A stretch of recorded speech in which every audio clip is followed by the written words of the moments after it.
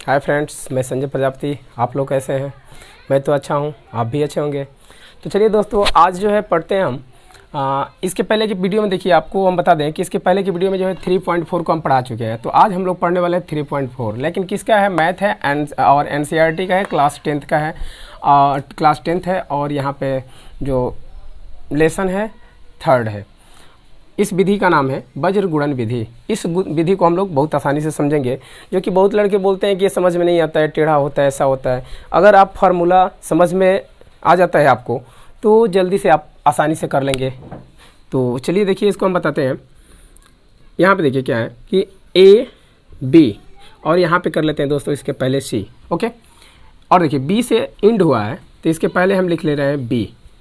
यही नंबर फिर इसी के नीचे लिख लेना है, B C A, फिर कर देते हैं B।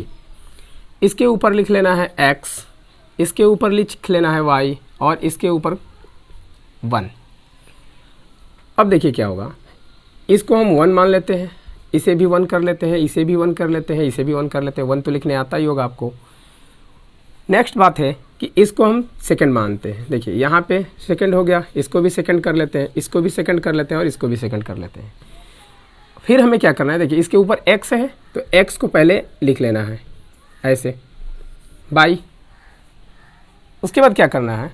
एक तीर ऐसे लगाना है। देखिए इसमें इधर जा रहा है, तो पहले B1 से चला है और कहाँ गया है? C2 के तरफ, तो इसे हम कर लेते हैं C2। फिर देखिए क्या करना है हमें, यहाँ से अब देखिए एरो किधर जा रहा है? B2 से C1 की तरफ जा रहा है, तो माइनस लगा लेना है। जब नीचे से ऊपर की तरफ एरो जाएगी तो माइनस लगाना है हमें। तो यहाँ पे कर लेंगे B2 इंटू कितना हो जाएगा? B2 इंटू C1 हो जाएगा। फिर देखिए अब क्या करना है, इसके बीच में इक्वल लगाना है और यहाँ पे इक्वल का साइन हमें दे लेना है। उसके बाद क्या करना है? y है, y लिख लेना है, बाई है, बाई कर लेना है। अब देखिए क्या करना है, फिर इसमें इससे मल्टीप्लाई करेंगे। देख रहे हैं? तो ये क्या हो जाएगा? C1, फिर हो जाएगा A2। क्या होगा? A2।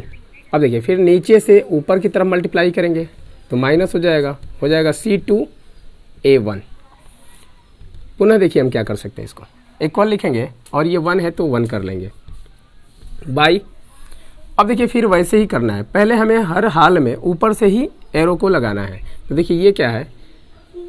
A1 है, फिर हो गया B2 माइनस, इसको कर देंगे। तो देखिए इसमें फिर नीचे से ऊपर की तरफ एरो लगाएंगे, तो ये हो जा रहा है A2 से कहाँ तक जा रहा है? B1 तक जा रहा है, तो ये हो जाएगा P1। और यही हमारा वज्र गुणन का सूत्र है फ्रेंड्स। ओके, अब देखिए हमें मान कैसे निकालना है। तो मान निकालने के लिए बहुत ईजी है। हम क्या करेंगे, एक बार इसको और इसको इक्वल कर लेंगे। जैसे देखिए हम लिख रहे हैं यहाँ पे, ये हो गया x। उसके बाद क्या करना है? B1 C2 minus B2 C1 कर लेना है। पुनः देखिए इक्वल लगाना है और x का वैल्यू निकालना है, तो इसके बराबर करना पड़ेगा अचर पद के, तो 1 हो जाएगा। फिर कितना होगा? A1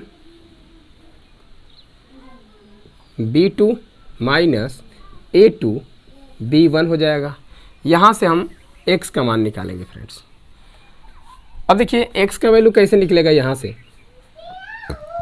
तो ये देखिए x है, इसमें अगर मल्टीप्लाई करते हैं तो ये गुणा के रूप में हो जाएगा, मल्टीप्लाई के रूप में।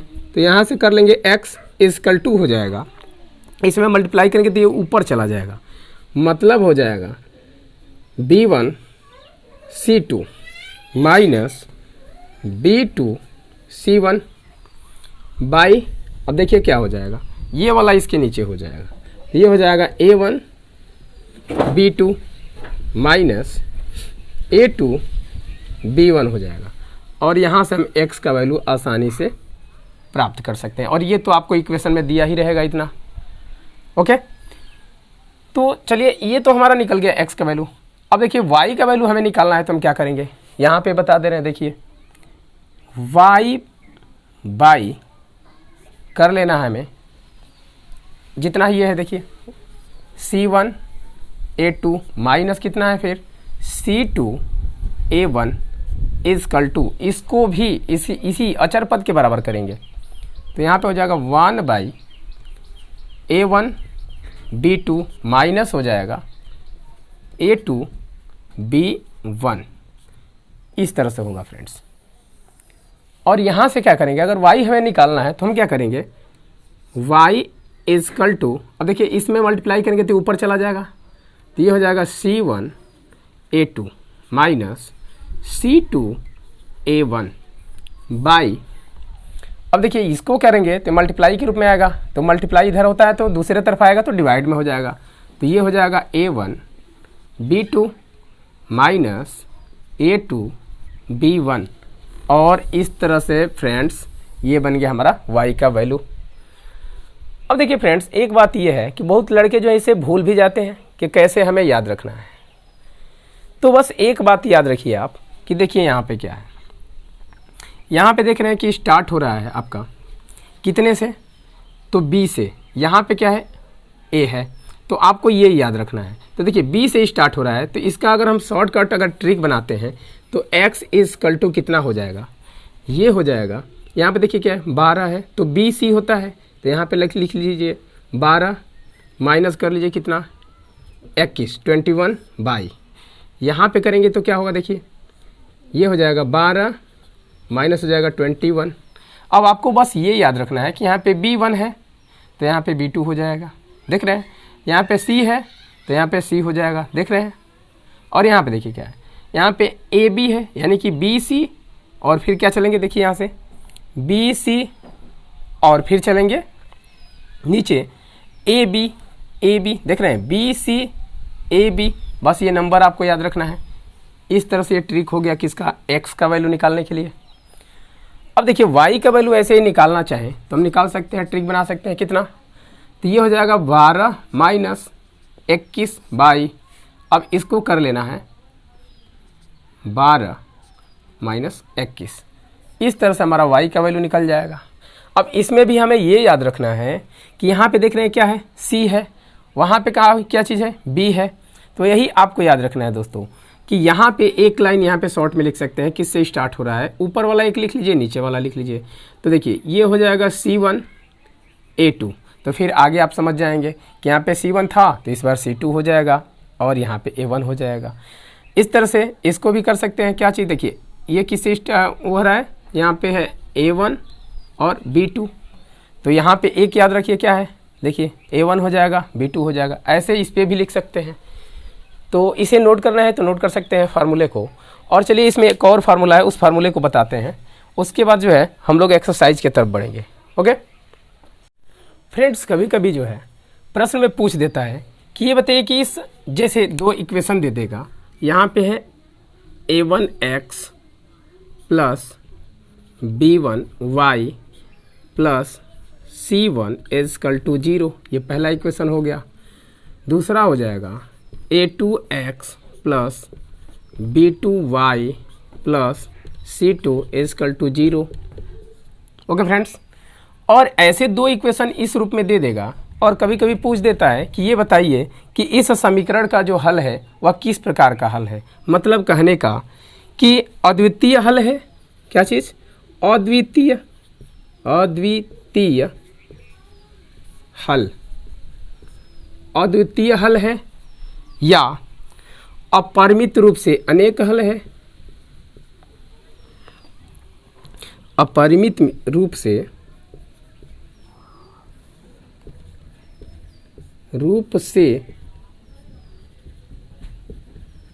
अनेक हल है, या फिर पूछ देता है कोई हल नहीं है। ओके फ्रेंड्स, कभी कभी ये स्थिति पूछ देता है, तो इस स्थिति के लिए आपको बता दें कि कब आप कहेंगे कि अद्वितीय हल है, अद्वितीय मतलब एक हल कोई ना कोई ज़रूर है इसका, अपरिमित रूप से अनेक हल मतलब कि इसका इन्फिनिटिव हल होगा, इसका कोई ठीक नहीं है कितना होगा, और यहाँ पे कोई हल नहीं मतलब कि उसका उस समीकरण का कोई हल ही नहीं होगा। तो ये कब कब स्थितियाँ उत्पन्न होती हैं इसको हम देख लेते हैं। तो यहाँ पे देखिए, अगर हमारा संबंध जो है A1 by A2 is not equal to B1 by B2, अगर इतना रहता है फ्रेंड्स, तो इस स्थिति में जो है अद्वितीय हल होगा, मतलब कम से कम एक हल जरूर होगा इन समीकरणों का, मतलब एक्स वाई का मान कोई ना कोई एक निश्चित मान होगा। ओके, अब देखिए क्या है, अपरिमित रूप से अनेक हल के लिए कह रहा है, तो इसका जो है अनेक रूप से हल तब होता है जब a1 by a2 is equal to b1 by b2 is equal to c1 by c2, अर्थात तीनों का संबंध a1 by a2 b1 by b2 c1 by c2 तीनों जब इक्वल वैल्यू होता है फ्रेंड्स, तो इसका मान जो है अपरिमित रूप से अनेक हल होता है। अब देखिए जब कोई हल ना हो उस स्थिति में क्या होता है कि इस स्थिति में हो जाता है a1 by a2 is equal to b1 by b2 is not equal to c1 by c2। Okay friends, तो इसे भी आप नोट कर लीजिए, क्योंकि प्रश्न में अगर पूछेगा, देखिए यहाँ पे c2 होगा, तो ये भी जो है प्रश्न में पूछ देता है, तो इसे आप नोट कर लीजिए ताकि जब प्रश्न सॉल्व करेंगे तो उसमें आप चेक कर सकते हैं प्रश्न को। तो चलिए फ्रेंड्स, ये हमारा रहा बेसिक, और बेसिक तो ख़त्म हो गया। अब चलते हैं एक्सरसाइज पर, जो हमारा एक्सरसाइज है जिसे सिद्ध करना है, जिसे हल करना है। तो चलिए इसे हम रफ कर दे रहे हैं। ओके फ्रेंड्स, और ये नियम याद रखिएगा सब।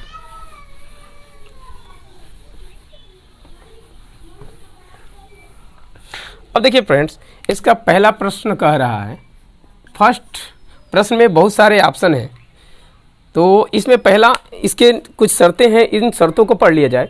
बोला है कि निम्नलिखित समीकरणों के युग्मों में से किसका एक अद्वितीय हल है। देखिए पूछ भी दिया कि किसका एक अद्वितीय हल है, तो अभी हम क्या बताए थे आपको कि a1 by a2 is not equal to b1 by b2 होना चाहिए अद्वितीय हल के लिए।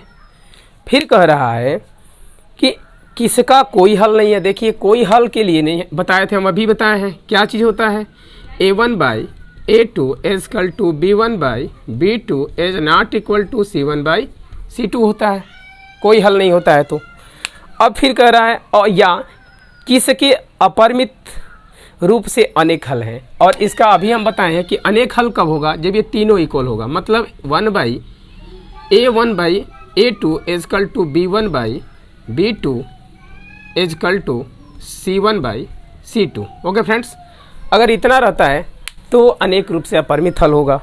अब कह रहा है कि अद्वितीय हल की स्थिति में उसी वज्र गुणन विधि से हल कीजिए। तो देखिए वज्र गुणन विधि अभी बताए भी थे, कैसे हम याद रखेंगे, और यहाँ पे सूत्र भी लिख चुके हैं, इसी को वज्र विधि कहते हैं।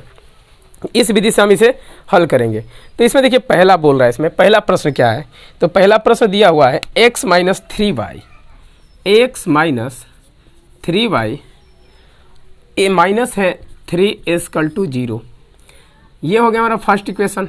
और सेकेंड इक्वेशन देखिए क्या दिया है, ये बोल रहा है 3x माइनस 9y माइनस 2 है, माइनस 2 है, इजकल टू कितना हुआ, 0।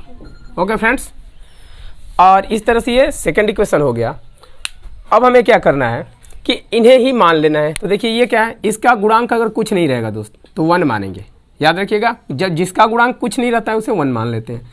तो ये हो जाएगा a1, ये हो जाएगा b1, और ये हो जाएगा c1। इसी तरह से ये हो जाएगा a2, ये हो जाएगा b2, और ये हो जाएगा c2।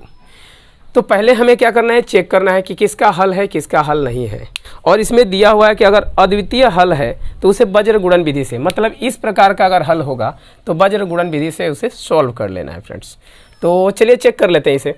तो यहाँ पे लिखेंगे कि a1 by a2 is equal to b1 by b2, इतना होना चाहिए। लेकिन क्या चीज़ होना चाहिए इसमें, नॉट इक्वल टू, तब हम कहेंगे कि अद्वितीय हल है। तो पहले इस स्थिति को चेक करते हैं। तो यहाँ पे करेंगे तो देखिए क्या हो जाएगा, ये हो जाएगा 1 बाई 3 इजकल टू, क्योंकि a1 का वैल्यू 1 और a2 का वैल्यू 3 है। अब यहाँ देखिए माइनस साइन के साथ में लेंगे फ्रेंड्स, यहाँ देखिए -3 है तो लिख लीजिए -3 बाई, अब देखिए क्या है -9 है b2 का वैल्यू, तो इसका लिख लेते हैं -9। अब देखिए माइनस माइनस कैंसिल हो गया, इसको करेंगे 3 1 जा 3, और ये हो जाएगा 3 3 जा 9। ओके, तो यहाँ पे देख रहे हैं कि दोनों स्थिति में बराबर है, यानी कि इक्वल मान है फ्रेंड्स। अब हम क्या करेंगे, इसके आगे और प्रोसेस करेंगे। अब देखिए फिर क्या करेंगे, तब इसमें और हम लिख लेते हैं कि किसके बराबर तुलना करेंगे, c1 बाई c2 के बराबर करेंगे। फ्रेंड्स। तो देखिए क्या है, C1 क्या है इसमें -3 है और बाई C2 कितना है -2 है। ओके फ्रेंड्स, तो माइनस माइनस बर्बाद हो गया। अब देखिए क्या बचा, यहाँ पे बचा 1/3 इजकल टू, यहाँ पे देखिए 1 बचा, नीचे कितना बचा है 3 इजकल टू, यहाँ पे क्या बचा 3/2। तो अब बताइए इसमें से चेक करके देखिए किसके बराबर है ये। तो ये है, ये तो है नहीं। अब यहाँ पे देखिए क्या है, यहाँ पे ये दोनों वैल्यू इक्वल है लेकिन ये वाला इक्वल नहीं है, सी वाला वैल्यू, यानी कि यहाँ पे नॉट इक्वल टू है, क्योंकि 1/3 कभी भी इक्वल नहीं हो सकता है 3/2 के। तो इस स्थिति में, मतलब इस स्थिति में हमारा क्या हो जाएगा, अभी आपको क्या बताए थे, ये होता है किसके लिए बताइए, देखिए क्या होता है, ये आपको अभी बताए थे, पहले आप ट्राई करिए, नहीं आएगा तो फिर हम बताते हैं। तो इसका होता है अद्वितीय हल फ्रेंड्स, इसका होता है अद्वितीय रूप से अनेक हल और इसका कोई हल नहीं। तो अब बताइए दोस्त कि जब ये स्थिति लागू हो रही है, मतलब कि इसमें नॉट इक्वल टू यहाँ पे लग गया, तो इसका कोई हल नहीं है। तो लिख देंगे इसका कोई हल नहीं है, इसका कोई हल नहीं है। ओके फ्रेंड्स, तो यही रहा इसका आंसर। और क्योंकि कारण देना है तो दे सकते हैं इस कारण को, इसको लिख सकते हैं क्योंकि इतना नहीं है।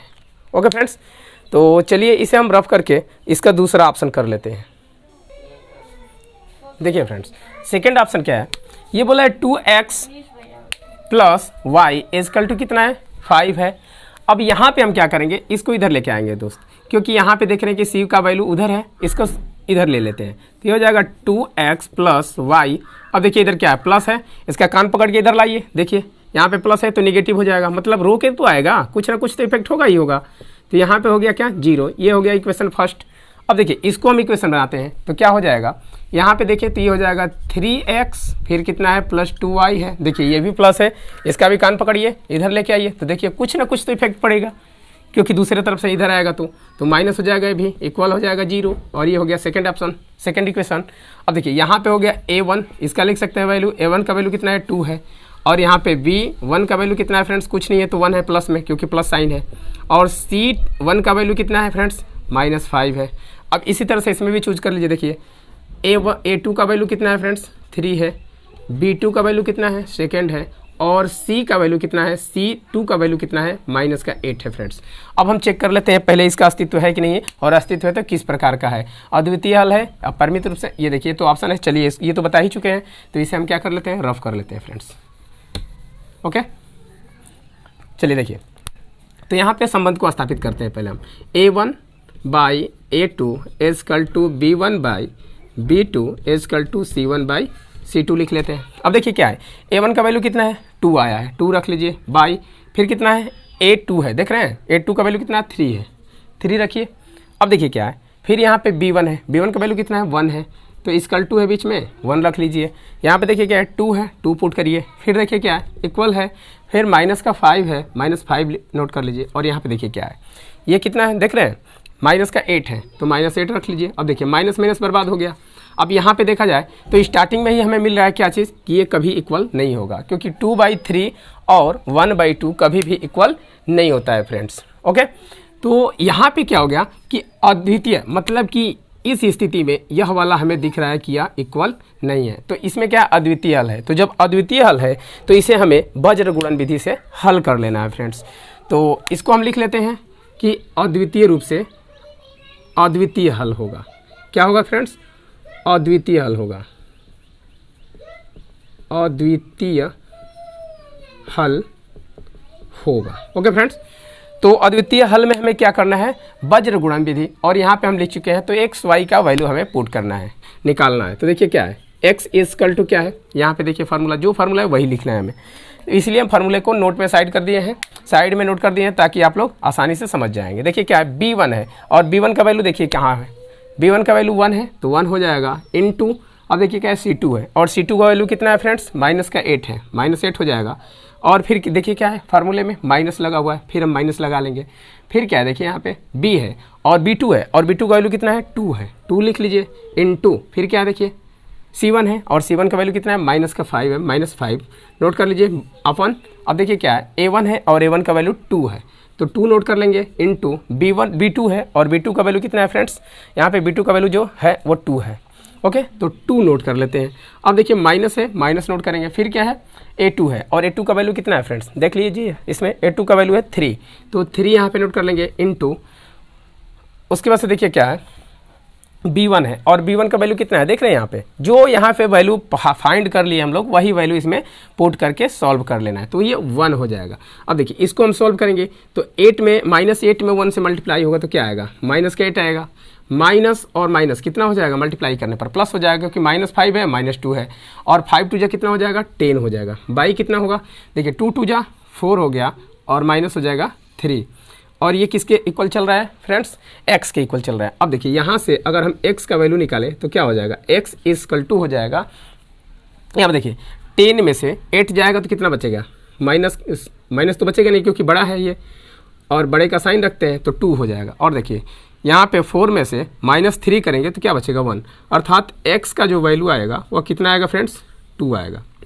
यहाँ पे x का तो वैल्यू प्राप्त कर लिए हम लोग, अब क्या हमें निकालना है, y का वैल्यू निकालना है, तो इसे हमें क्या करना है, नोट करना होगा, तो आप नोट कर लीजिए, नोट करना है तो, नहीं तो स्क्रीनशॉट करना है तो स्क्रीनशॉट भी कर सकते हैं। चलिए इसे रफ करके y का वैल्यू हम प्राप्त करते हैं।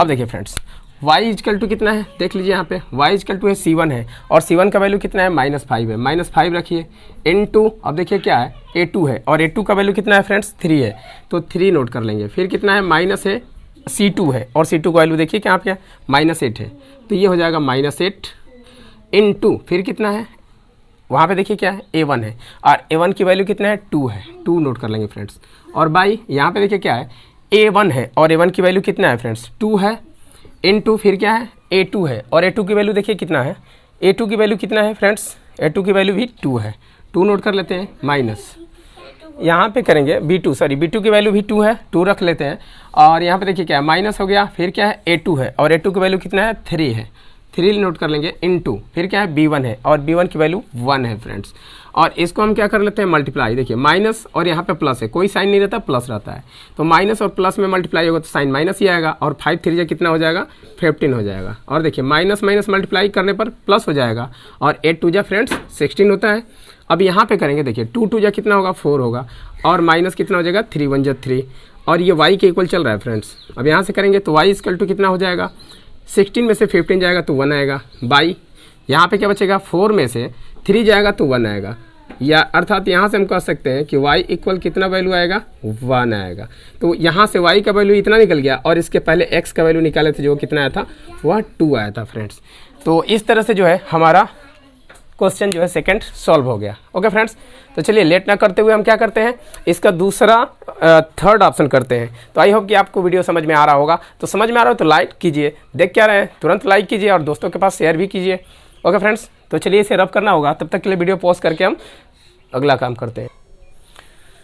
देखिए फ्रेंड्स तीसरा ऑप्शन है, इसको भी चेक करना है हमें, तो पहले इसका कान पकड़ के इधर लाते हैं, तो ये हो जाएगा 3x माइनस हो गया 5y और माइनस कितना होगा 20, क्योंकि इधर प्लस है, कान पकड़ेंगे तो रो के आएगा, ठीक है फ्रेंड्स, और यहाँ पे हो गया 0, इक्वेशन फर्स्ट। इस तरह से इसको भी बना लेते हैं, देखिए 6x माइनस कितना है 10y है और प्लस 40 है, इसको इधर लेके आइए तो माइनस 40 हो जाएगा, इक्वल कितना होगा 0। इस तरह से इक्वेशन हो गया सेकंड फ्रेंड्स, ठीक है। तो पहले हम इसे चेक कर लेते हैं। तो जो फार्मूला अभी बताया था क्या चीज़, a1/a2 is equal to b1/b2 is equal to c1/c2। Okay friends, तो देखिए इस पर हमें चेक करना है, तो अब रखते हैं a1 का वैल्यू। तो a1 का वैल्यू देखिए यही तो है 3, तो 3 हो गया, और बाई a2 का वैल्यू देखिए क्या है, ये वाला 6 है, 6 नोट कर लीजिए इजकल टू, फिर देखिए क्या है b1 का वैल्यू कितना है माइनस का 5 है, -5, और यहाँ से मिल जाएगा हमें b2 का वैल्यू, तो b2 का वैल्यू कितना है माइनस का 10 है फ्रेंड्स।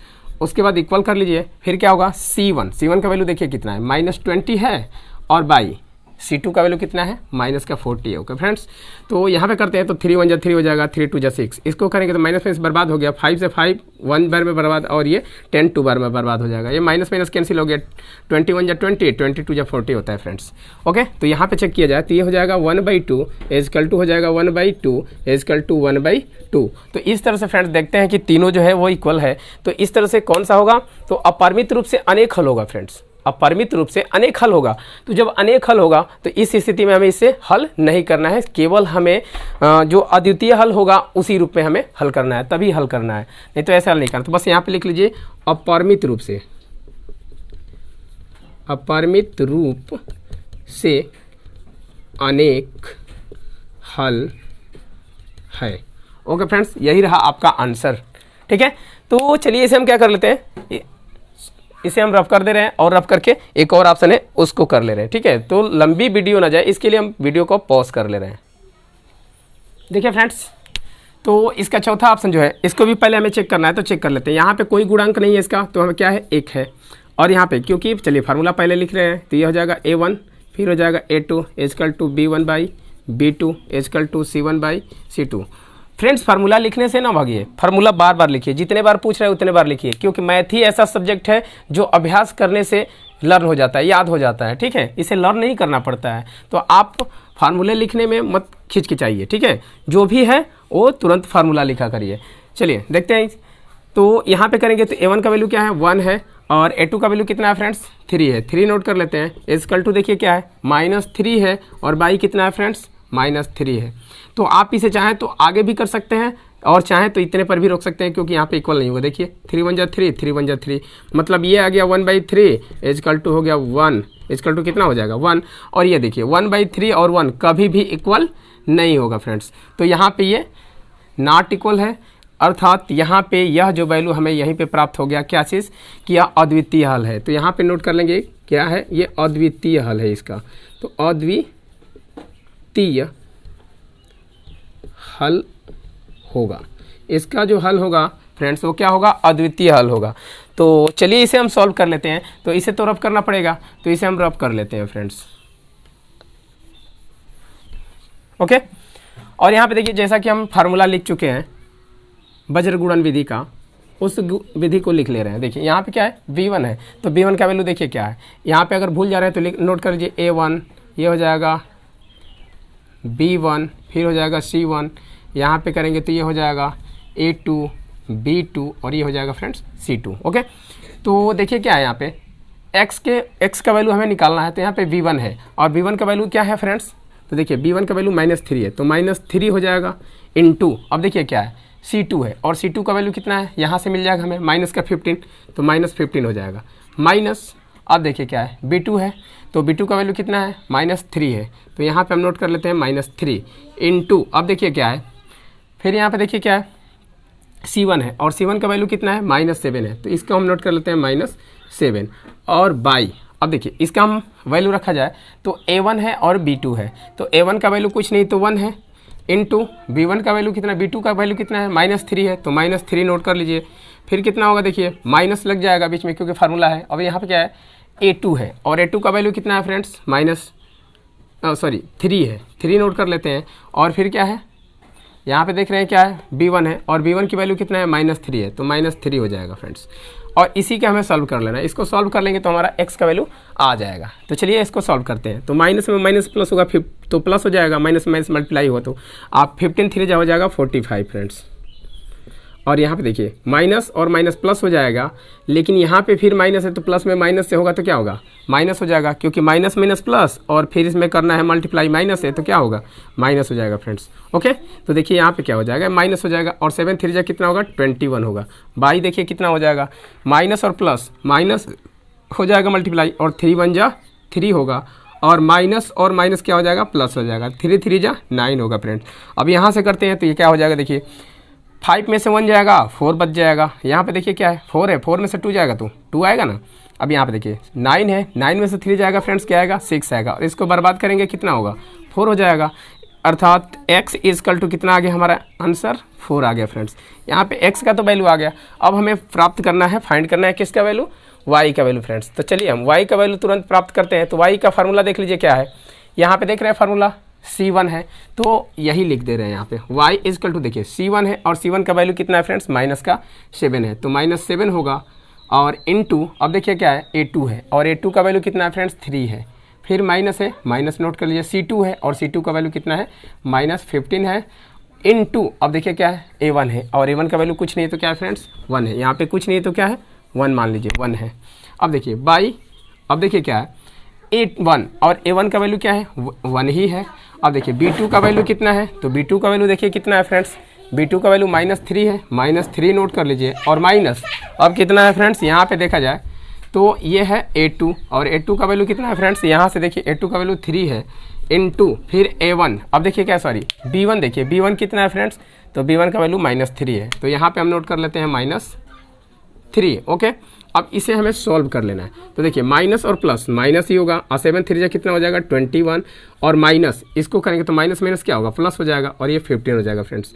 और बाई इसको करेंगे तो क्या होगा -3 हो जाएगा और माइनस माइनस कितना होगा प्लस होगा और 3 3 9 आ जाएगा। ओके फ्रेंड्स, अब इसको कर लेते हैं तो कितना होगा, देखिए 1 में से 5 तो जाएगा नहीं तो 11 हो जाएगा, 11 में से 5 जाएगा तो कितना बचेगा 6 आएगा और 1 में से 1 जाएगा तो कैंसिल हो जाएगा। तो यहाँ पे क्या बचा माइनस बचा साइन, क्योंकि बड़े का ही साइन लेते हैं। अब यहाँ पे देखिए 9 में से कितना जाएगा 3 जाएगा तो कितना आएगा 6 आएगा और इसको कटा देंगे तो y इक्वल टू कितना आ गया फ्रेंड्स -1 आ गया। इस तरह से हमारा दोनों क्या हुआ आंसर हुआ, ये x का वैल्यू हुआ और ये y का वैल्यू हुआ। अब ये मान अगर आप चेक करना चाहते हैं तो दोनों मान समीकरण 1 में या समीकरण 2 में रख लीजिए, तो यहाँ से आप सिद्ध कर सकते हैं कि क्या होगा आपका आंसर सही है या फिर गलत है फ्रेंड्स। तो यहाँ पे देख लिया जाए, इसका आंसर चेक कर लिया जाए तो कितना होगा, देखिए आंसर इज राइट, आंसर सही है फ्रेंड्स हमारा। ठीक है, तो नोट करना है तो नोट कर सकते हैं या फिर स्क्रीनशॉट करना है तो स्क्रीनशॉट भी कर सकते हैं। ओके फ्रेंड्स, तो ये पहले में 4 ऑप्शन दिया हुआ था और चारों ऑप्शन क्या हुआ हमारा कंप्लीट हुआ। तो चलिए अब दूसरे ऑप्शन को जो है अगले पार्ट में हम लोग करते हैं दूसरे प्रश्न को। ओके फ्रेंड्स, तब तक के लिए धन्यवाद।